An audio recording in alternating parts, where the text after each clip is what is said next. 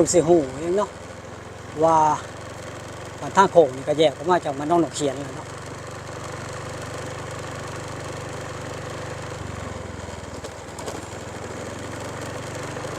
สมัยว่าคนบอกเมื่อกี้นี้สมัยไปเลี้ยงงูเนาะไม่เอามีสองทางทางไหนไปคันโลกฮะทางนี้บ่เอาทางนี้ได้สั่นโอ้ทางน้ำเลยบ่นี่โอ้อุ้ยมา2-3เทื่อแล้วก็ยังงงคือเก่ามันเป็นจะได้คือไปยากมันหลายงอกหลายแหกหลายโอ้ฮะโอ้มาแต่ได้ก็งงแค่นั้นจังว่าเกือบเลยอยู่แล้วมาแต่ได้ก็งงได้ยังเนาะผู้ตับท้องมันอยู่ทางนี้เนาะเนาะผู้ตับท้องมันอยู่ฝั่งทางนี้เอาก็สิไปเลาะไปทางพุ่นแล้วเนาะก่อนสิฮอดเอาฝั่งทางนี้เนาะเอาไม่ได้ถุงยังถุงหมากเพกอ๋อ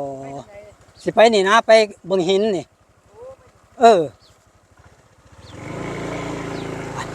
ไปต่อนี่ลงทางธรรมชาติแล้วบัดนี้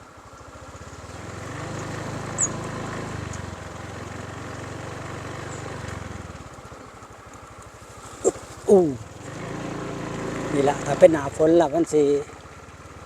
คือเป็นร่องเป็นห้องแนวนี้หน่อยๆเนาะ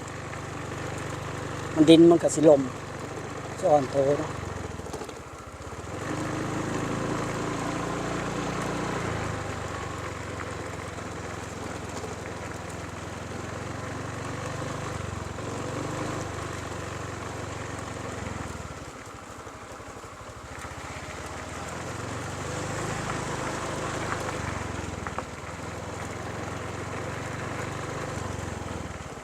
ฮอดแล้วเราก็จะจอดตรงนี้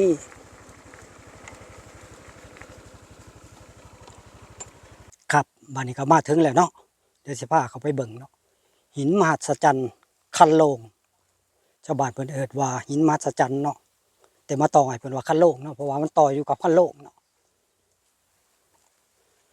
สวยบ่มหัศจรรย์บ่เนาะนี่ความมหัศจรรย์ของมันเนาะ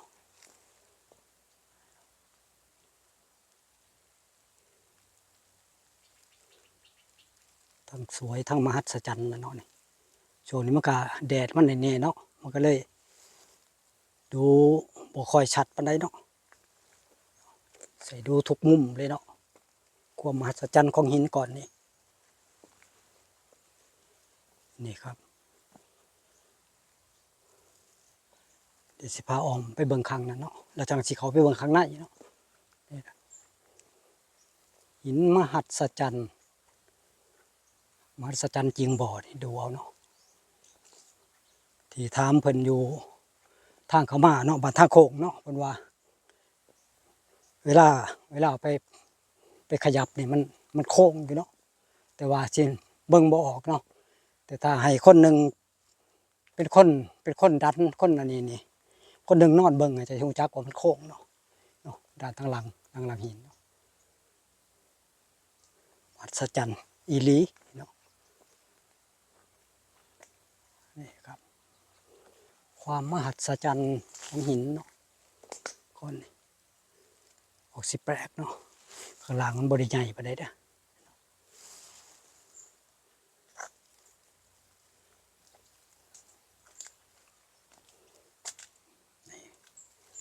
ดูเอาเนาะโอ้ยคล้ายเห็ดคล้ายดอกเห็ดนะเนาะฝั่งทางนี้นี่เนาะคล้ายหางนกนะทางนี้ข้างใน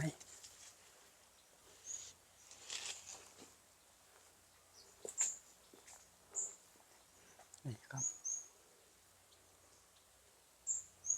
มันเป็นญาณเลยเนาะมันเป็นญาณอวกาศกำลังสิขึ้น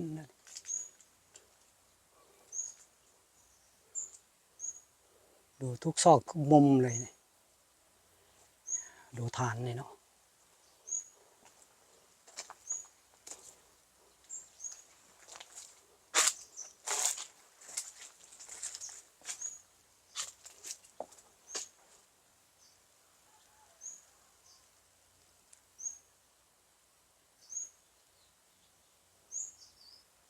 ว้า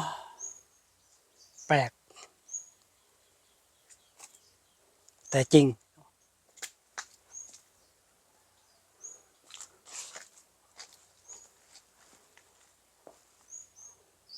แปลกไม้แปลกเนาะ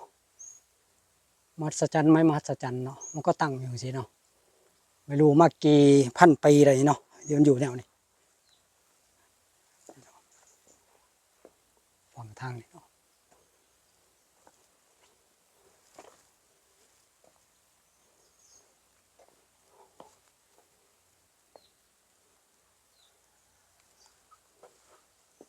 ให้ดูชัดๆเลยเนาะมหัศจรรย์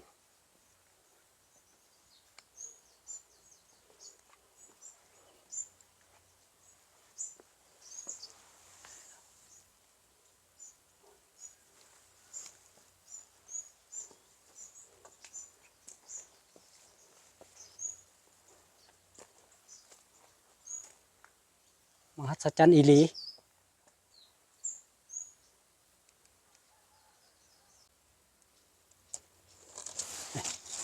เนาะเขามาดูใกล้ๆเพราะว่ามันโค้งมาสั่น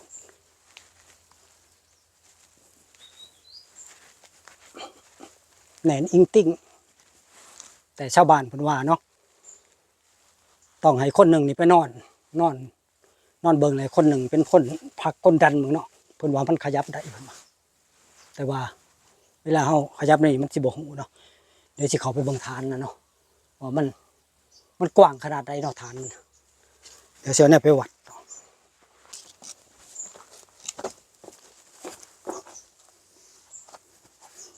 มีตลักเบ็ดเนาะใส่อันนี้ใส่เชือกในวัดก่อนเนาะเอาเท่าที่วัดได้คร่าวๆเนาะแต่บ่แม่นว่าเอาที่แน่นอนเอาคร่าวๆเล็กน้อยเนาะ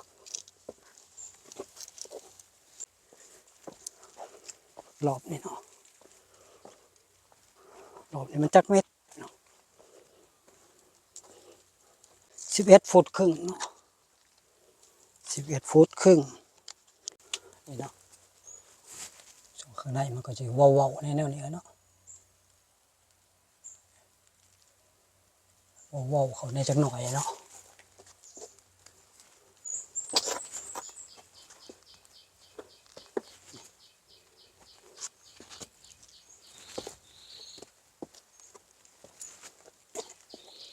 ตรงนี้มันก็สิเว้าเขาจักหน่อยพื้นล่างมันนี่ก็สิบ่สนิทปานใดหน่อยเนาะสิเป็นโพรงเข้าไปจนนิดหน่อยเนาะ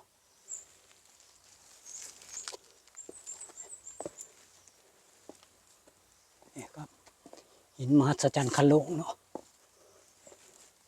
นี่ครับความหนามันบ่ได้หนาเนี่ยความหนาทางนี้กับทางนี้เนาะประมาณ2 ฟุตแต่อาจจะบ่ถึงเนาะเพราะว่าอันนี้มันก็จะเป็นร่องเข้าไปเนาะมันก็เลยบ่ค่อยสนิทปานใดนะ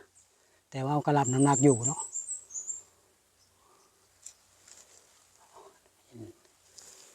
แปลกๆเนาะอาจจะเป็นหินหยังแล้วนี่หินทรายบอกว่านี่ครับพามาเบิ่งหินมหัศจรรย์เนาะ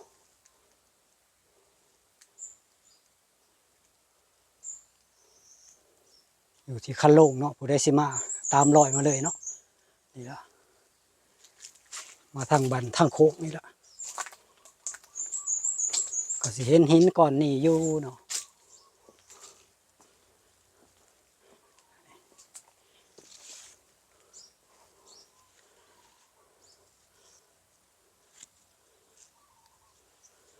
เบิ่งจะหนึ่งก็ขึ้นนกขึ้นยังไว้คือจานบินไปแต่เนาะนี่ครับหินมหัศจรรย์คันโลงเนาะ เราบาดมาเรื่อยแล้วก็มาตรงนี้แล้วเนาะจุดหมายก็อยู่ตรงนี้ละหินมหัศจรรย์คันโลกเนี่ยเนาะมาให้เพื่อนได้ดูกันเนาะ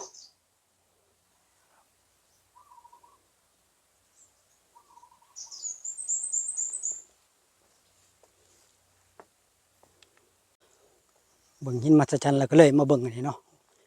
มีถ้ำอยู่ว่าสันอยู่ข้างในนี่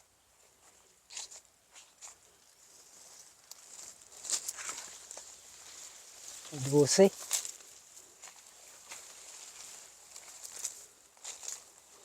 หกเลยว่ามีถ้ำอยู่ว่าสันตรงนี้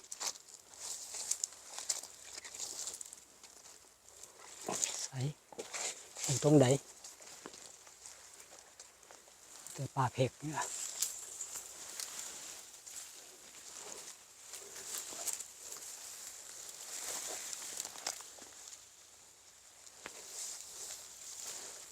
โอ้นี่เนาะว่าถ้ำกับโมแมนเนาะคล้ายๆพามันยืนออกมา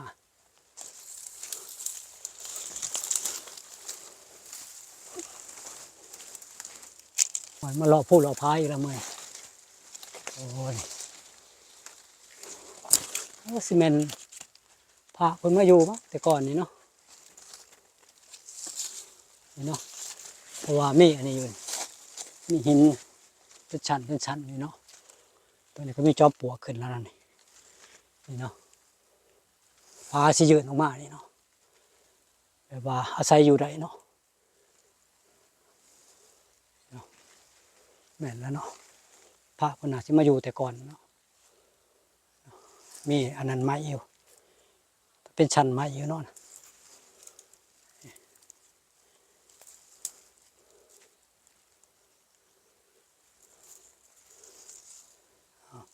หินตัวนี้ก็เป็นชั้นอยู่เนาะ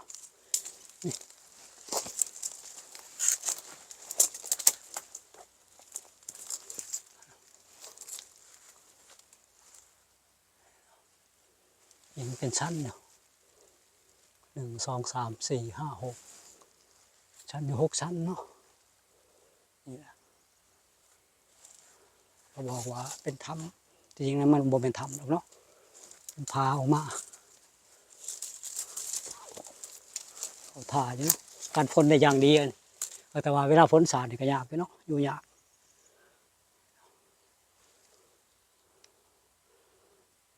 เขาสิบุย้อนไปทางเก่าเนาะเขาสิไปทางนี้ขึ้นไปทางผุนลังผู้พุ่นเนาะเส้นนี้อาจจะไปลำบากแน่เนาะเดี๋ยวเราไปเบิ่งครั้งแรกเนาะก็มีห้อยรถมาอยู่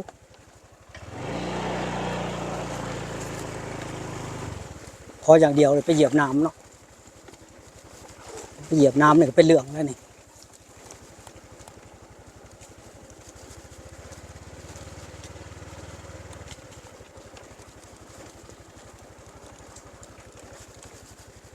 ว้าวว้าว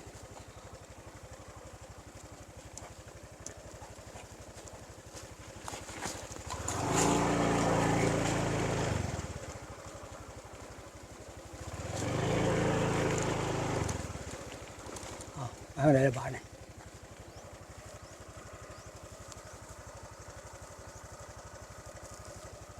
อาจจะไปทางนี้เนาะแม่นหมดระบาดเนี่ย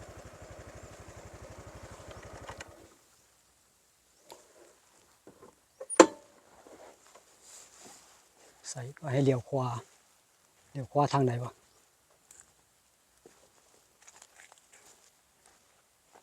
เป็นทางนี้ปะ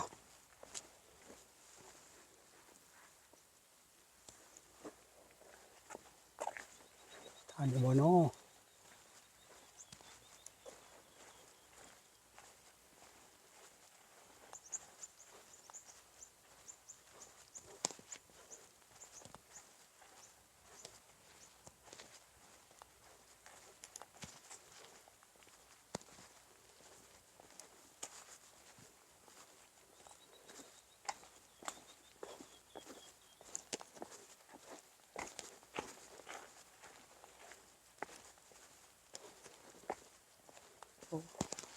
น่าสิแม่นเนาะบอกว่า ว่าไต่คันสระนี่เนาะแม่นแล้วนี่สระแม่น